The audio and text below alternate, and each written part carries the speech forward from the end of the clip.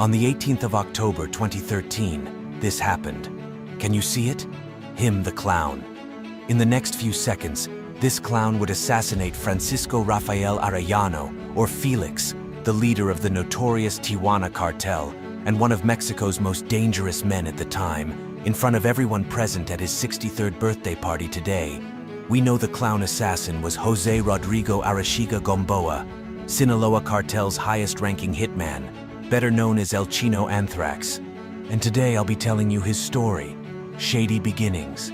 Jose Rodrigo Arechiga Gamboa had a surprisingly normal and privileged upbringing. He was born on the 15th of June in the city of Culiacan, the very heart of the state of Sinaloa, Mexico.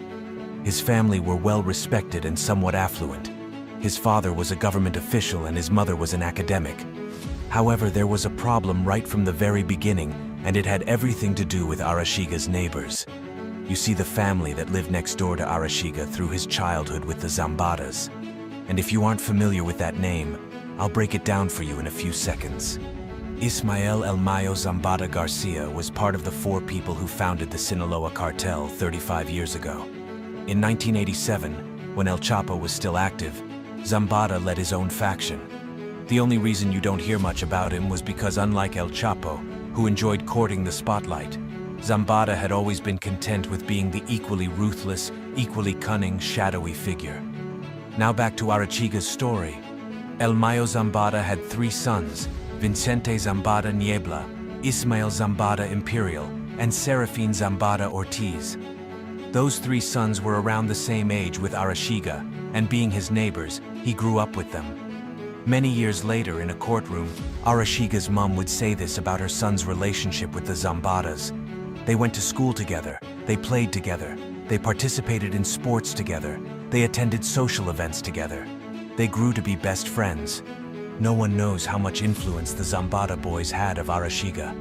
But you must know that Zambada did not shield his sons from his cartel business. It was a family business. However, as Arechiga grew older, he didn't show any indication that he would live a life of crime. He tried to be a pilot in the Mexican military, but failed the physical exam because he had a skin condition called psoriasis. So Arechiga shifted his focus to other things. More specifically, he decided to pursue a degree in architecture in college. During his time in college, 2 life-changing events happened to him in rather quick succession. 1, he had a daughter, and 2, he got married. His plan involved creating a network of legitimate businesses that required shipments to America from Mexico. Then he would set up several legitimate trucking companies that delivered those shipments. This way, he could legally get the trucks across because they had the proper paperwork, and the Border Patrol would have no idea that tons and tons of drugs were hidden in each truck in no time. Arechiga became a big-time player within the Sinaloa Cartel and caught the attention of El Vicentilo's father, the senior Zambada El Mayo, who began to take a liking to him. Sometime around this point, something snapped within Arechiga, or maybe it had always been there because this was when he began to exhibit an unquenchable thirst for blood. He voluntarily engaged in the more grisly parts of the cartel trade more than anyone else in the cartel at that point. Arechiga was willing to murder people. However, it was the things he did with the bodies of the people that he killed that turned him into a notoriously feared urban legend. Mutilated bodies like cautionary banners and grizzly ribbons were hung up on public bridges within Sinaloan territory. And the rumor in town was that anyone who died at the hands of Arechiga continued their suffering in the afterlife because of what was done to their body. Unsurprisingly, El Mayo capitalized on Arechiga's flair for violence and added him to his retinue of feared assassins. And more importantly, he was made the personal bodyguard of El Vicentillo Los Anthrax. Sometime around 2008, Arechiga was removed from bodyguard duties and given a new, arguably more important assignment by El Mayo. There was a civil war brewing within the Sinaloa Cartel. An ally of the Sinaloa Cartel had broken off and was waging war. They were the Beltran Leyva organization, and while their fight was with El Chapo, El Mayo was caught in the middle of it and had to join the war. The situation was the perfect storm for Arechiga. He formed his own armed squadron of the Sinaloa Cartel and named it Los Anthrax after the infamous deadly bacteria. Members of his team included his right-hand man, René Velázquez Valenzuela, aka El Sargento Phoenix Jesus Peña, also known as L-20, Rafael Guadalupe Felix Núñez, also known as Changuito Anthrax, amongst others, and every member was given a ring.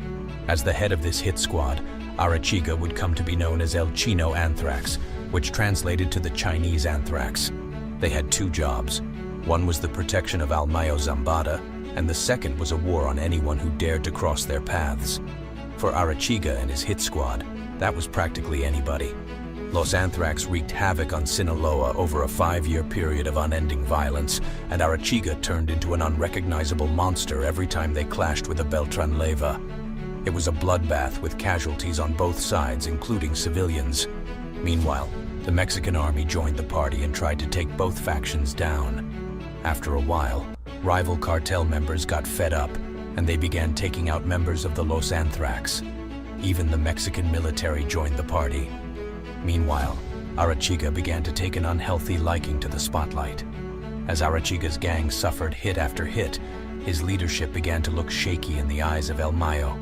On the 1st of November 2011, Los Anthrax suffered one of its biggest blows when a fellow leader of the squad, Francisco Archie Rubio, whom everyone knew as Pancho, was killed during an indoor soccer game in Culiacan by rival gangsters of Los Mazadecos, the enforcer arm of the Beltran Leyva organization. The reprisal violence that followed shook different cities in Sinaloa for months to come. Bodies hung from the bridges, civilians shot dead on playgrounds. There was violence everywhere. Meanwhile, as Arechiga took out revenge on his enemies, he also picked up another questionable hobby: social media influencer. As crazy as it sounds, and frankly it shouldn't, Arechiga flaunted his wealth on social media and effectively became a social media influencer. He made millions of dollars from the cartel and, unsurprisingly, spent those millions on flashy cars, rented out expensive yachts, bought expensive watches and houses. Arechiga also had several narco corridor ballads written about him, some of which described him as an elegant and fit man who enjoyed his sports cars, yachts, and drinking champagne. And he posted everything on social media, flaunting his wealth for the world to see. He even posed with famous celebrities, like this one with Paris Hilton. And while he might have blurred out his face to hide his identity, security agencies all over the world began to pick up on his tail, and it didn't take them long to figure out a way to catch him. You see, while Arechiga might have made efforts to hide his identity, his signal literature Los Anthrax ring was on his finger in every picture. He never took it off, and this slip-up would ultimately lead to his downfall. In the final months of 2013, arrest, jail, snitch. On the 31st of December, just months after assassinating the head of the Tijuana cartel, Arechiga decided to take a vacation. He left Mexico for the Netherlands, and immediately upon landing, he was arrested by members of the Dutch police. Some days before then, the US had alerted the Dutch that a 33-year-old Mexican citizen, who also happened to be a drug lord, would be arriving in their country in a few days, and they wanted him to be arrested. So immediately after Arechiga landed, they identified him and took him in. However, the identification process wasn't easy, because Arechiga was flying under a false identity, the identity of a dead man, probably one that he killed.